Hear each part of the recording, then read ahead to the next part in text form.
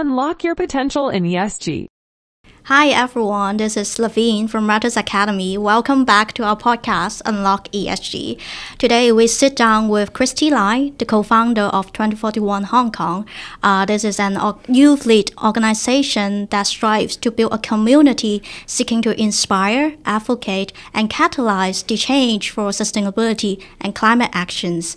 So balancing it all at the young age, we are going to learn about Christie's journey as a sustainability advocate whilst continuing her education, how she found 2041 Hong Kong, and her experiences and the ways we can follow her footsteps to drive climate action. So without further ado, let's welcome Christie. Hi, Christie. Hi. Nice to meet you. Thank you for having me. Thank you for joining us today. So actually, this is the first time we meet. Yes, I believe so. So I would like to share the story that how we met 2041 Hong Kong. So actually, we met the team at the exhibition back in October, and then we saw your team, pushing a coffee trolley around the exhibition. So I was craving for coffee, so I was like, go to check, but that's not a free coffee. So that is a social experience, right? Yes, correct. I think we've tricked a lot of people with our experiment. Yeah. Well, our experiment is actually, because targeting the audience of the exhibition, which is, business professionals. Yeah. Every business professional probably gets a coffee every day. So we wanted to, test out whether people have the correct knowledge in recycling a coffee cup. And also, getting to know more about their coffee consumption habits and inform them about how many cups of coffee that we actually produce into the landfill every year. So the data that we collected was actually really amazing. Yeah. I mean, we got quite expected results. A lot of people didn't know that the coffee cup itself, the paper cup, the so-called paper cup, is not recyclable. And also, obviously to bring attention to that, like the only place in Hong Kong to recycle these paper coffee cups is Mill, and we really need more of these factories and processing sites. That's quite brilliant because, I was craving for coffee, but then I got educated by you guys. And it is very fascinating to see those young sustainability advocates trying to, achieve and then educate the public. And then it's better than a free coffee. Yeah. So we talk about, about the exhibition, but why don't you, tell us more about yourself to our audience? Yeah, sure. Well, I'm Christie. I am currently in my final year in HKU. I study ecology and biodiversity because growing up, I have been, aspired to be a marine biologist due to a lot of experience in my childhood. And I've been onto this pathway for a long time now, just trying step by step, trying to build my career in this direction. And so I'm really excited to share with you guys today the founding of 2041 Hong Kong and what I plan to do with it. So talking about your childhood, so why are you gonna, choose or pick up the major you're studying right now? Any incidents or any stories behind? Well, my dad is a dive master. So a lot of his friends are also divers. And growing up, we would just go to Hoi Ha Wan Marine Park. Whoa. And we go snorkeling every weekend. And then once I got the age to be able to dive, to get a license, I immediately got it. And I start to explore the really underwater world, and I was really fascinated by it, and I think really confirmed my passion for protecting the ocean, because as a kid, like besides watching Disney Channel, I like to watch documentaries of National Geographic, and I'm just really in awe by the beauty of nature, really. Yeah. So speaking of, diving in Hong Kong, do you have any recommendation or the best place in Hong Kong for people to dive? Well, I think in general, a lot of places in Hong Kong is really nice. I think instead of saying the best place, it's the best time, because in Hong Kong it's quite extreme. Sometimes you have a visibility of less than 1 meter, and sometimes it could be so gorgeous, like the Philippines. I think I have friends who have seen a 20-meter visibility, in 9 pins. So I think the best time really is, they call it like 中潮水, the time before mid-autumn. And I think it's because of the tides that, the water is really clear during that. And actually this year, there's a lot of great seasons as well, like great periods of time where people were able to have a great visibility and see really the true beauty of Hong Kong waters. That's great. So you talk about like your major that is about ecology. So could you tell us more about your educational experience? I mean, like, what did you learn from the major, and then did it help you to, advocate sustainability? Yeah, well, I would say that my education in ecology or in these environmental fields started in high school. I was in a local school for 10 years, from primary school all the way to secondary school, and I changed to an international school called Li Po Chun United World College in Form 4. In Form 5. Okay.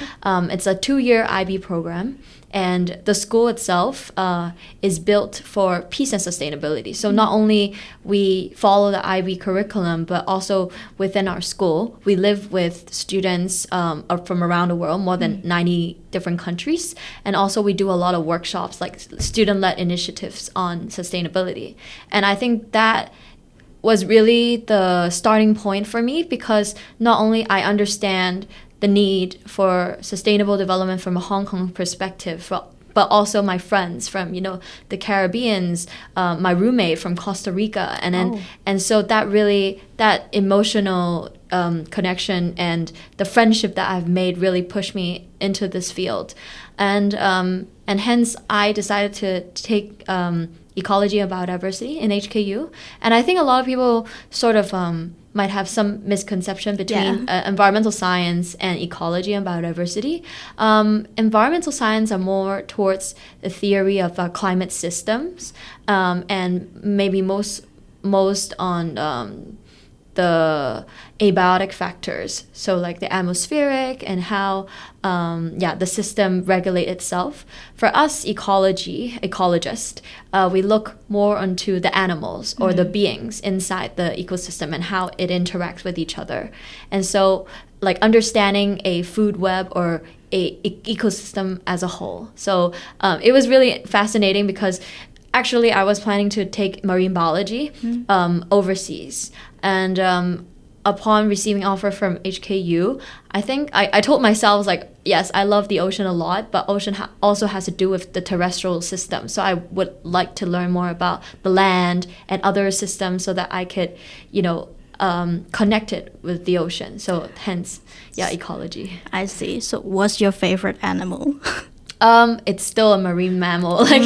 I think I really like dolphins. It sounds really cliche, but I really, really like dolphins, especially the bottlenose, because they're so smart and they're social animals. I love to meet people. I love to talk with a lot of people. So that really sounds like a dolphin's character to me. I see.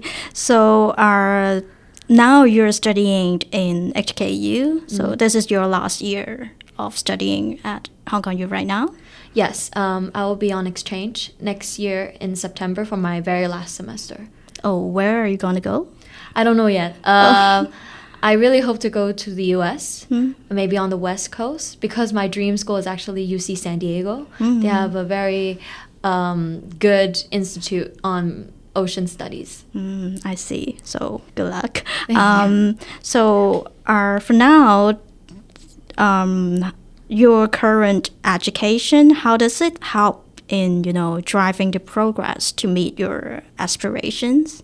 Well, I think it gives me a better understanding of the different area and of honestly like the overlap with human activities, because for often when we study ecology, because humans are part of the system too, so we would understand more on the anthropogenic impacts on the environment and how the complex relationship of the system. And so, well, to be fair, we didn't have a lot of chances in going into the field because of COVID. So I technically had Zoom University for 3 years. But I think the knowledge that we're able to gain, especially from a different level of understanding in terms of ecosystem, has really helped me to shape what is the gap that needs to be filled in terms of like climate action. Okay, so although you couldn't, go to those sites, I know that you participate in a program that is about Antarctica. Yes. Can you tell us more about that scheme? I mean, like, why would you join that kind of program? Yeah, so in March this year, I went to Antarctica to attend an expedition, an international team of 170 team members from 35 nations. The members of the team actually comes from many different sectors. There are students from around the world. There are private sector, public sector. There are representatives from the UNEP. And there is also a very famous filmmaker and YouTuber called Jack Harrius. And his work is very, very admirable. He has his work on climate justice. And he visited many countries to document those impacts. And I really encourage everybody to watch it. And so we went to Antarctica to really discuss among people of this diverse team on climate solutions and how we can bring back impact into our own community. What are the things that you think would work for your community in terms of climate actions or in climate solutions, because it's very context-based. And also, most importantly, is to witness the beauty of Antarctica, because Antarctica is, they call it the Earth's last wilderness. It's untouched, it's pristine, it's protected for now. And so it's important for us to see the value of this continent because it could pretty much, affect our future. So talking about Antarctica, I think like to our audience, this is a not our usual place that we would go travel or we can go. So I was just wondering, like for this program, is this open to the public or is just open for like young generations? Any specific requirements for anyone who would like to join? Well, they usually do a global recruitment, and any people from different age or occupation are welcome to apply. You do have to go through like 3 stages, and obviously they just want to make sure that you're there with the right purpose, with the right mind, and not there to travel, but actually to do something about it and bring impact back to your homeland. And so I would really encourage people to really participate. They host these every year. And in fact, the starter of this expedition is Sir Robert Swan. He's the first man on Earth to trek to both North Pole and South Pole. And it's because of his near-death experience due to climate change at these pole areas that he dedicated his life to protect the poles. And so he organized these expeditions for people to see firsthand the effects of climate change on the continent and how we can make an impact with it. So the program itself is called 2041 ClimateForce Antarctic Expedition. Yes. So 2041. So it is a quite, unusual number to the public. So I mean, like for the public, we may heard of 2050, 2060, 2030. So what is the story behind 2041? Yes. So just now when I said Antarctica is a protected continent, what I meant is that a very important treaty was signed in 1991, the Madrid Protocol, that states that bans any commercial fishing and restrict people to visit only with peaceful or scientific purposes. And so there's a lot of restrictions for even tourists who is going to visit. And this really is the reason why this continent can be kept with such pristine conditions, no exploitation. However, this 1991 treaty have a 50-year period. And so if you do the math, it will be 2041. So by the year 2041, they are going to renegotiate this treaty. And the thing is, like knowing that our Earth, even in today, when we're doing this recording in November, it's 28 degrees outside, and we know that climate change is real and it's coming to us. Just imagine how it's going to be like in the year 2041 with so much resources, valuable resources in the continent of Antarctica. I would imagine people or countries would want to, get a piece of land from it. And so it is much more important for us to advocate the protection of this continent, to keep it pristine and protect it from human. So that is the, a new term that we should, bear in mind, that we should protect Antarctica and so as our Earth. So about the trip, how long and what did you do to prepare for the trip? Do you need to prepare yourself by training up because the extreme weather or the cold weather in Antarctica? Anything you did? Well, in general, we sort of, my partner and I, we did a bit of hikes in Hong Kong. Well, the physical activity in Antarctica was not very demanding. We were very well taken care of by the experts on board. However, we do see some like extreme conditions. Like the weather there is very extreme. It changes every 15 minutes. And so we just have to, I think the most important part of going is to make sure you have the right gear. And so in preparation to the expedition, we actually launched a crowdfunding because a lot of the expenses we have to cover. And I think it's also part of why the reason why Robert Swan want us to crowdfund is to raise awareness, obviously. And so a big part of going to the trip is to crowdfund and make sure people know about this. And we did this for around a year and a half because the expedition itself also postponed due to COVID. We were very fortunate to gain a few big sponsors. MTR, Milwaukee, HK Electric, Arcturix, and Seiko, and Yas Microinsurance as well. They have been our supporters since the very beginning, and we're really grateful for them.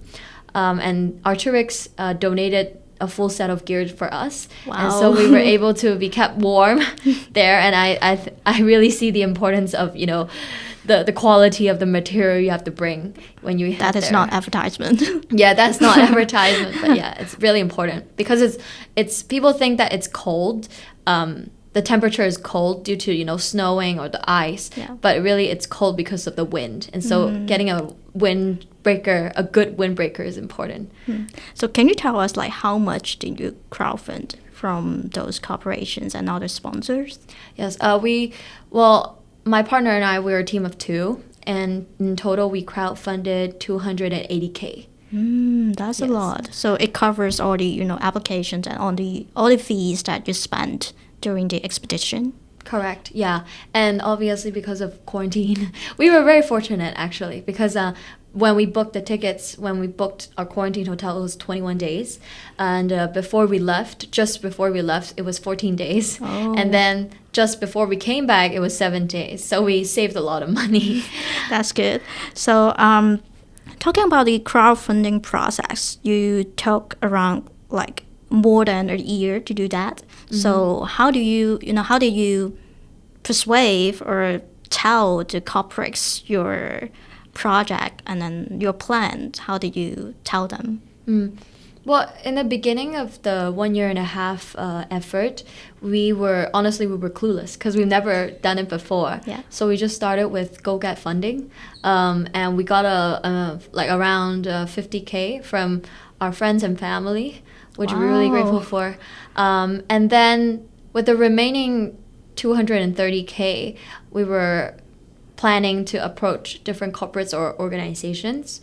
And I think it's valuable to us and to them that we're doing this and we're driving impact back in Hong Kong. So we would give them an action plan, or we would provide a sharing or workshop in their workplace so that we can report or we can share our experience upon coming back. And I think a lot of them in general are just really supportive of youth organizations, youth actions, initiatives, especially going to a place like Antarctica. yeah, they're just really, really supportive, and it's important to talk to people who believe in your mission. And so, yeah, a lot of them were, yes, very supportive. That's great. So, about the trip, so how many people were joining the trip together? I mean, with the applicants and also the program leaders, how many people altogether? Yeah, it was 170. 170. A bit more than 170. Like So how many nations from? 35. 35, okay. Yes. So, I mean, apart from you and your friend, are there any Hong Kong people going? Yes. Ooh. There were 2 other Hong Kong people. One of them also studies in HKU environmental science. Another one is a Italian lady that we met on board, and she came to Hong Kong 7 years ago to start her own business in digital marketing and e-commerce. And then she has a friend who also went on this expedition, and so she embarked on this expedition with us. And one of her projects going into the expedition was really cool because she might seem, like a businesswoman, but she has also such a great passion for the art and photography. And so she brought a very vintage camera there, and she brought a film camera? Film camera, something like that. It's a very ancient, vintage box type of camera. Oh. And she also got really good quality microphones to record the sound of Antarctica. And she wanted to make a sound map when she comes back. Wow. Yeah. I see. So, I mean, you met a lot of people, right? I mean, they went to Antarctica for different purposes. Yes. So, I'm sure you made different friends in there. Did you still keep contact? Yes, we have a WhatsApp group, and we have monthly calls or bi-monthly calls. A lot of them are actually in the West, so not a lot of people are in Asia. But we also managed to find our companions in Singapore. So we do these calls regularly to keep everybody in check, and also, check up to catch up with them. It sounds very interesting. So, what was the trip like? I mean, by using one sentence to summarize, how would you describe the trip? I think the trip was very humbling. And humbling in a sense where it really puts us as humans who've always thought ourselves being so superior in the natural environment to really back to where we are as just part of the nature. And because of the environment there, Antarctica is so-called the most extreme continent. It's the highest, driest, coldest, and windiest continent that you feel like our lives as humans is as fragile as any other animals that you see there, and that we should be grateful for what we have. So, what animals you saw in there? Can you share with us? Yes, so we saw colonies of penguins. We didn't see many different species. The common one would be Gentoo penguins. And then we also saw seals. For seals, there are aggressive ones and also really lazy ones. So we saw both of them. We saw leopard seals and Weddell seals, and the very graceful whales as well. So humpback whales, minke whales, we were able to spot them every day. And there was this scene that really is stuck in my head. There are this mother and its calf, 2 humpback whales, just strolling around our boat for 15 minutes, and they're floating on water, and we suspected that they were sleeping. So because when whales sleep, they switch off half of their brain to keep another half of the brain on to make sure they're like floating, and then they'll take turns in switching brains to make sure it's functioning. But it's very interesting to see them sleeping just right next to our boat. Yeah. So what was the trip like? I mean, the schedule. So what's the routine? Like, what time you got up, and then what are you gonna do next? Yeah. Well, we get up early. Well, we were going there because it requires 48 hours for us to get from the southernmost city in the world, Ushuaia in Argentina, to Antarctica. And so we have to cross the Drake Passage, which is the most aggressive body of water in the world. And in that Drake Passage, you actually will experience waves more than 10 meters. And so during that 48 hours, we had a lot of lectures. They try to get people to go to lectures by providing cookies because everybody was kind of sick from the waves. But we had a lot of lectures on the ecology, biodiversity, climate science. We had a chief climate change advisor from Shell that was here to tell us about, the implication of all the policies in the past contributing to climate change, and also the climate science, the fundamental science behind. And so with all these lectures, we were able to get a deeper understanding of the problem that we're facing and how complex it is. And getting to Antarctica, we then go on to landings. So we have zodiac outings and landings. Zodiacs are like those black rubber boat. So we would just go around the sea to look at the penguins, the icebergs, the glaciers, and then for landing we will actually go onto the islands to see the penguins or to hike. And so every day for around like 7 days, we did this across the whole Antarctic Peninsula. And so when we were going back, like 48 hours going back, it's another like lectures and workshops. I see. So the total days that you stayed in Antarctica is around like a week? Yeah, a bit more than a week, like 12 days. Yeah. That's great. So talking about Antarctica, I mean, like so many people are talking about the extreme conditions that may affect the animals in Antarctica.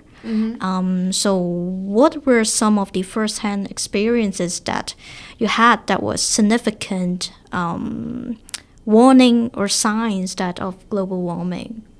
Yes, there are 3 that we observed during our expedition there.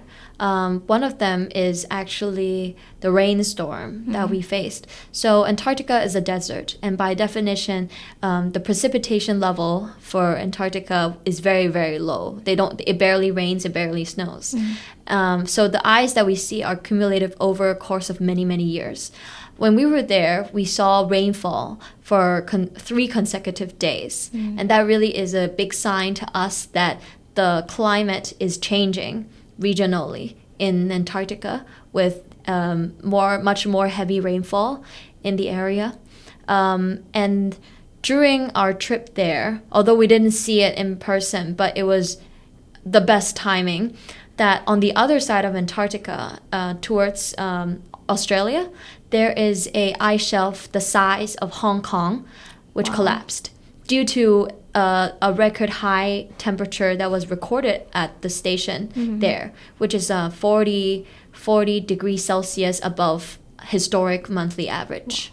And so I think that high temperature really triggered the melting of ice, and hence that ice shelf entirely just collapsed. And imagine a size of Hong Kong, and we're sitting in the room right now, and you can imagine how big it could be. So that's just 2 significant scenes that you saw in Antarctica. So how about the animals? Yes. Just any special stories, or can you interact with them? Or no, we can't interact with them.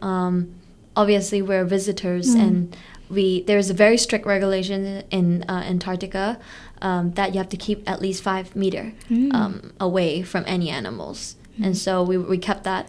I think in terms of like climate change impacts on them, it's not something that we see that is very obvious. One of the implications of climate change on the ecosystem there itself is that we barely saw any icebergs, and that's a problem because the food that they eat, the whales, the seals, and the penguins, they eat krills, and krills they feed on algae underneath the iceberg. And so without the iceberg, the krills wouldn't have any food to survive or to reproduce. And without the krills, these animals on land and in the sea won't have any food. And so the ecosystem itself is very fragile, and without the krill population, it could really collapse. And so that's really going to be one of the first signs of climate change, the first wave of impact on them. So comparing to your first-hand experiences and the memories from your childhood, or from your adolescence childhood or adolescence memories, what's the differences of Antarctica that you saw and you felt? Well, being underwater all the time, I'm usually in a tropical area, and being in somewhere so cold and windy like this, or to see the form of water in a different shape or in a different form, in the form of ice that has been there for millions of years, it was really fascinating. I just remember how scientists say that they will collect those ice cores to find out about like the historic temperature for like billions years ago, and to see that and to integrate that to what I know was a moment of epiphany, and it was really inspiring. And also to be able to see seals and penguins and whales that I used to see in the documentaries in person, that really was a dream come true. So what is the same as your imagination? I mean, about Antarctica? The biggest reality versus expectations was the smell. Because the penguin, their toilet is everywhere. So you would go in, you see the photos, they're really cute, and then I will tell you that the condition there actually smells really bad. It's a smell that I would never forget. So that's the difference between documentary and my first-hand account, but it is unforgettable. So, I mean, if there's a chance again, would you still going? We have this dilemma actually, because obviously going there will require carbon emissions. Although our whole delegation team, we actually, upon calculation, we would emit around 250 tons of carbon. And our whole team, with all the offset projects combined, we will offset 517 tons. And so in a way, with this trip, we were able to offset not only our own emissions, but more. However, considering going back, we actually have a goal. In 2031, we will return from Hong Kong, Victoria Harbour, with a sailboat to Antarctica, with purely renewable energy. So I think that's probably going to be the next time I visit. And I hope with that visit, we will have very, very low carbon emissions. That sounds very ambitious. So about the renewable energy, have you got any plan yet? I mean, by using which kind of renewable energy? Or that's still a secret? Probably like solar or wind. We do see that there are like e-propulsion for boats, and we're looking into the different designs of the boats and what kind of material we need for a boat to survive such a distance and wave. But we do see that, how Greta, she crossed the Atlantic Ocean with pure renewable energy and sailboat. We think we can do that as well. And with the existing technology, or with the coming technologies, I believe we could be able to do that. Yeah, I can't wait to see that. So perhaps, I'll keep my finger crossed for your project, and then hopefully it can, achieve a bit earlier than you expected. So how did you feel about, after the trip? What do you think? Well, what did you learn from that beyond the textbooks or beyond the documentary? What's the most impressive first-hand experiences that you would like to bring it back and then tell the Hong Kong people that what you saw? I think after finishing the expedition, I was very overwhelmed, but also lost. Lost because I've seen so much. I feel very grateful and privileged to be there, to be able to see this beauty. And where I'm lost is how do I bring impact, or how do I translate what I saw to the community. And so one thing we planned before going to the trip is to take virtual reality footage of the area. And we did. So we did take these VR footage in Antarctica, and we hope to make it into an education syllabus for schools, for members of the public to see. But also, we're hoping to host exhibitions and in collaboration with the people that we went to the expedition with, the sounds that my friend captured, and also with the contribution of local artists of what their imagination of Antarctica is like, so that we could have a conversation about what I have seen, or what you imagine, or what we could do to bridge that imaginary power together. And so I feel like I've covered a lot of the first-hand accounts that really was memorable. Like, honestly, every day is a memorable day being there. One thing that I wasn't able to capture but was very alarming to me was that in one of the landing sites, we were in the Argentinian research base. Over there, we were just hiking up a mountain, and I heard this really loud bang. Like, I heard this really loud but crystal clear bang.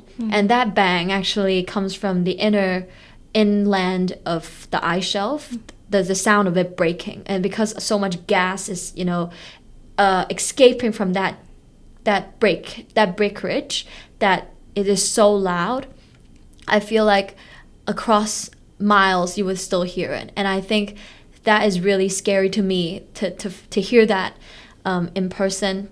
And I cannot imagine how the penguins would feel hearing it more and more often now, every year. And so, unfortunately, I wasn't able to capture it, but this is something I really want to translate to our community, and to make sure that we actually do make efforts, tangible impacts in making a change in our society, in our community, because local actions are much more effective, and local actions also have, a domino effect on our planet. Yeah, and actions speak louder than words. Exactly. So is that why the reason you and Justin founded 2041? So, yeah, my partner and I, we founded 2041 Hong Kong, and that is correct, that we really wanted to make impact through different creative methods. And so we founded 2041 Hong Kong, a youth organization hoping to bridge that knowledge action gap. We feel like a lot of people have the knowledge and know that climate change exists, but then we fail to take actions. And so we wanted to bridge that with 3 different directions. We hope to establish that emotional understanding and connection with nature through art, through different media types. It could be through documentaries as well, because that's how I got into it in the first place. And then we hope to bridge sustainability into educational tech. And lastly, to nurture ESG talents. And because people of my age, we're university students, we're thinking about careers. And ESG is such an important and new essential role for businesses and workplace to make a change internally and externally. Yeah, there's definitely a need of ESG talent, because when we're talking about environmental friendly, I think it is not a new topic. We have been talking about it for so long, but there's no clear direction or things that we can follow. So that's why we are still lag behind. But I'm so happy to see those young generations like you to advocate sustainability, and I think there's hope that we could make a change. And then it's very exciting to see that you're trying to bridge the gap for the schools and young talents to know more about sustainability. So talking about 2041 Hong Kong, so what are your main target groups of audience is the secondary school students or even younger, the primary school students? I think we're mostly targeting secondary school because we think that them entering secondary school is a bridge between them and society, understanding how society functions. And obviously secondary school is also when they start to select electives and subjects that they will continue in their university. And so we really want to make an influence at that age of time, like that point of time, to influence their mindset. Because I always say, sustainability is not a subject, it's a mindset. And whatever you want to do in your future, you can contribute to sustainability in your own way. And so whether or not you are a lawyer, engineer, you want to get into business, once you get the understanding of why sustainability is important and how you could contribute in your own way, I believe that these future talents from secondary school could really make a long-lasting impact in the future. And obviously, it has to accompany by the right resources and the right people to introduce these ideas so that they're not, they're interested and not forced to learn. So what kind of activities you hosted or organized it for the young generations? Are they mostly about talks or you mentioned about EdTech, right? Yeah. So any innovative thing that you can share with us? Well, since 2041 Hong Kong is still quite new, we founded not very long ago. Upon coming back to Hong Kong, Justin and I did a lot of talks, and we received very, very good response from the students, and because they were so excited to find out about penguins and whales and their implications, and so moving forward, we're hoping to do more on the edtech, like I mentioned, so utilizing VR and AR in visualizing how our environment could be like, or the value of local biodiversity, so drawing something closer to home. But we also hope to nurture people in the STEM side on maybe deeper tech. Since a lot of them started to learn about AI, it's insane how much, how we could use AI to apply into environmental problems. And so to trigger their thoughts and trigger them in thinking about these solutions through the technology that they learn from schools is important. And so in the future, we're hoping to host a series of hackathons, workshops, so that we could trigger the thoughts in this. That sounds exciting. So other than that, do you have any other plans that are for the corporations or for the public? So for corporations, like I mentioned, we also hope to nurture ESG talents. And so we are able to help 2 different industries to do an industry-wide assessment on the ESG, the need of ESG and how they could design their decarbonization strategy. So we look at industries that haven't had any, very progressive impact or progressive development in this field. And so we looked at the exhibition industry, but also the logistics industry. We were able to be in contact with the respective associations so that we have the opportunity as students to work on such projects. And in the future, we also hope to help more corporations and maybe SME who may not have the resources like the bigger corp to do the ESG report or benchmarking. Yeah. So that sounds a lot. So how many people from your team are there? Are they all, university students? A lot of them are university students. Some of them are fresh grad. And we have currently 32 people in our team. Wow. Yes. But we're really just building our foundation and hoping that this foundation will last for years, and taking our development step by step. And for the public, we really hope to host these art exhibitions or interactive media exhibitions so that people would be able to see and feel what we saw, the precious things that we saw in our expedition. Are you guys recruiting? Yeah, I mean, we're what we hope to do is establish a community. So it's not like exclusive to the people that we select, but we also want to build a community of interested people or people who wants to contribute in any means to join. So honestly, everybody could, approach us and to join us and to kick off what they might have in mind, ideas that they might have in mind with us. So, as a young sustainability advocate, do you have any advices for people that at your own age that would like to follow your footsteps to drive climate actions? I think for young advocates, a lot of them think that executing such things is a dream. But I think from the past 2 years, and obviously seeing so many opportunities and support, go for it. Like it's not a dream to initiate something related to sustainability. And if you have the mind and the will to it, a lot of people will support you along the way. And you just have to voice out your ideas, and then you will be amazed of how many people would back you up.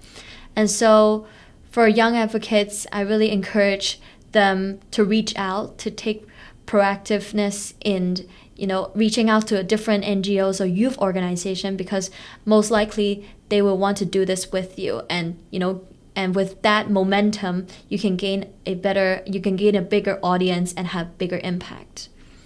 Thank you. So, how do you see yourself in 5 years? Any imaginations that you would like to, you figure that you can achieve of? I think, on a personal capacity, I did say I want to become a marine biologist. I was really, having a dilemma in choosing between what I want to do, because for a marine biologist, you usually stay in the lab or go underwater to take samples. And I'm in the stage of doing that for my FYP. And I think for me, rather than being a full-on marine biologist, I want to be a communicator between science and businesses or communities. I want to be able to provide insights and voice out the need for progression in specific directions in terms of ESG or in terms of nature-based solutions is what I always advocate for, to balance the value and to balance the assets of our nature and also the need of humans. And so seeing myself in 5 years, I believe I could be working in the ESG industry, but with a very strong focus on getting value, fair value, just value from biodiversity. And with 2041 Hong Kong, I really hope that we could expand into a bigger group of youth, or maybe with different chapters in the area, in the region, so that we will be generating creative and innovative projects to contribute to the cause of climate change and sustainability. Thank you very much, Christie. So I'm sure your stories could really, inspire our community. And then I hope that there would be more and more ESG talents like you and the young sustainability advocates to join the ESG industry, and then to, make a change together and then make a better world. So thank you again for joining us. And then there would be more and more, interviewees that we are going to invite to share their stories behind and their messages. And then I hope that, we can have a stronger community to bring it all together and then make a change. Thank you. Thank you so much.